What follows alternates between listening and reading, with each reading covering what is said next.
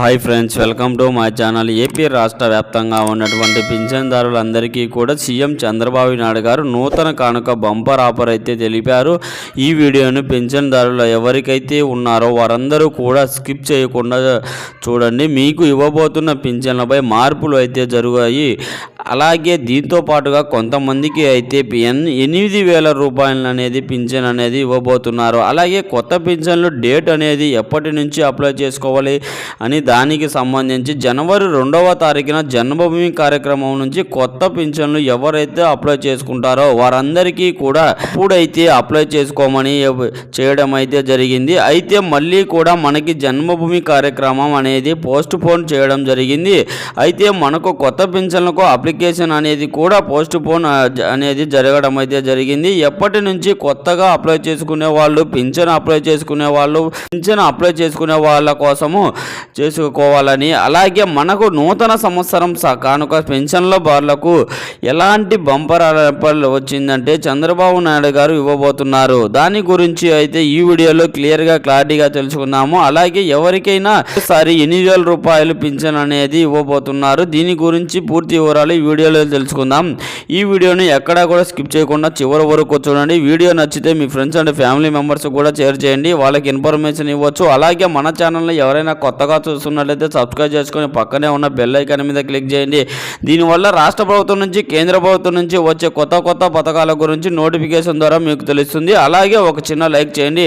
చాలా కష్టపడి వీడియో చేస్తాం కదా, మీరు చేసే ఒక చిన్న లైక్ వల్ల చాలా ఎంకరేజ్గా ఉండి కొత్త అప్డేట్ కూడా చెప్పగలుగుతామండి. ఇక వివరాల్లోకి వెళ్తే ఏపీ రాష్ట్ర వ్యాప్తంగా ఉన్నటువంటి పింఛన్దారులందరికీ కూడా సీఎం చంద్రబాబు నాయుడు గారు బంపర్ ఆఫర్ అయితే తెలిపారు అని చెప్పడం అయితే జరిగిందండి. అదేంటంటే మామూలుగా కూడా మీరు ప్రతి నెల కూడా 1వ తారీఖున పింఛన్ అనేది ఇస్తున్నారు. కానీ 1వ తారీఖున సెలవు అయినప్పుడు 2వ తారీఖున పింఛన్ అనేది ఇస్తున్నారు. కానీ మీకు ఈసారి నూతన సంవత్సర కానుకగా అయితే ఈ నెల డిసెంబర్ 31వ తారీఖున మీకు అయితే పింఛన్ అనేది ఇస్తున్నారండి.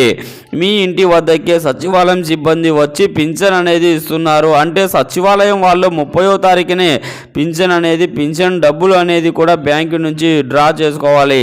అలా 30వ తారీఖున బ్యాంకు నుంచి డ్రా చేసిన తర్వాత 31వ తారీఖున మీకు నూతన సంవత్సర కానుకగా ఈ ఒక్కరోజు ముందుగానే అంటే ఈ నెల 31వ తారీఖున డిసెంబర్ 31వ తారీఖున పింఛన్ దారిలో ఉన్న వారందరికీ కూడా పింఛన్ అనేది పంపిణీ అయితే చేస్తున్నారు. ఇదన్నమాట మీకు ఇవ్వబోతున్న పింఛన్ కానుకగా సంబంధించి. అలాగే మీ దగ్గర ఉన్న గత సంవత్సరంలో ఉన్న పింఛన్ బకాయిలు ఉన్నాయి కదా, పింఛన్లకు సంబంధించి బకాయిలు అన్నీ కూడా మనకు జనవరి నుంచి అయితే మార్చడం అయితే ఇస్తున్నారండి.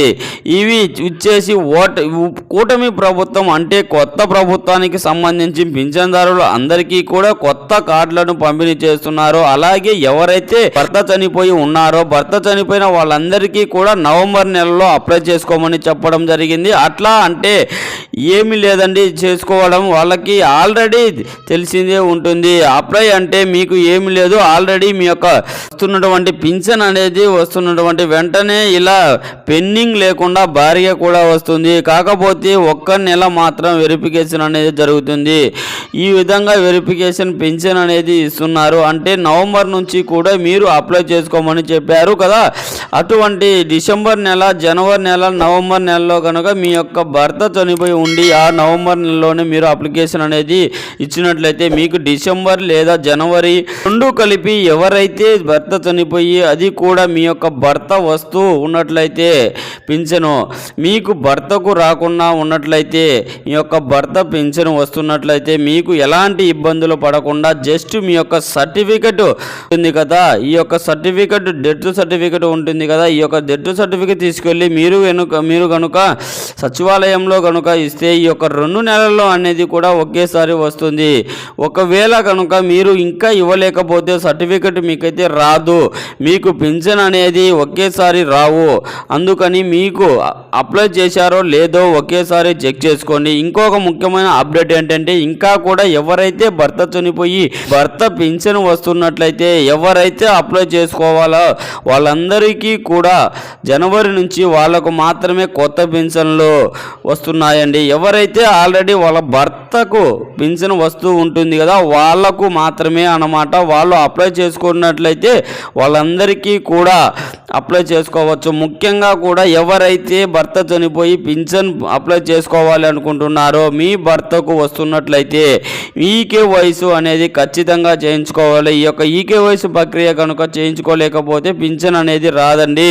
ఈ యొక్క ఈకేవైసీ ప్రక్రియ అనేది మీ సచివాలయంలోనే మీరు చేయించుకోవాలి. మీ ఆధార్ కార్డు, మీ యొక్క భర్త యొక్క డెత్ సర్టిఫికేట్ ఈ రెండు తీసుకువెళ్ళి ఈకేవైసీ ప్రక్రియ చేసి మీకు కొత్త పింఛన్ కూడా అప్లై చేస్తారు.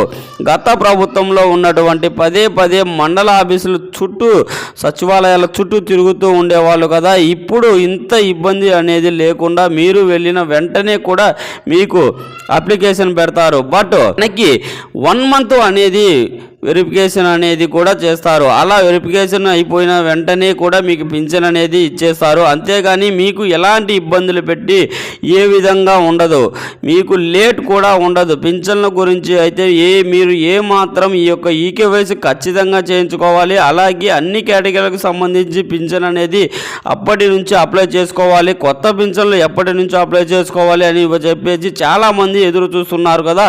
దీనికి సంబంధించి అయితే మనకు ముఖ్యమైన అప్డేట్ అయితే వచ్చేసింది. జనవరి 2 జన్మభూమి కార్యక్రమం అయితే జరుగుతుంది అండి. ఈ యొక్క జన్మభూమి కార్యక్రమం చెప్పేసి చంద్రబాబు నాయుడు గారు పదే చెప్పడం అయితే జరిగింది. కానీ దాన్ని కూడా మళ్ళీ కూడా పోస్ట్ పోన్ అయితే చేశారు. అయితే ఎప్పటి నుంచి కొత్త రేషన్ కార్డులు అలాగే కొత్త పింఛన్లు అప్లై చేసుకోవాలని చూసుకున్నట్లయితే సంక్రాంతి తర్వాత అని చెప్పడం అయితే జరిగింది.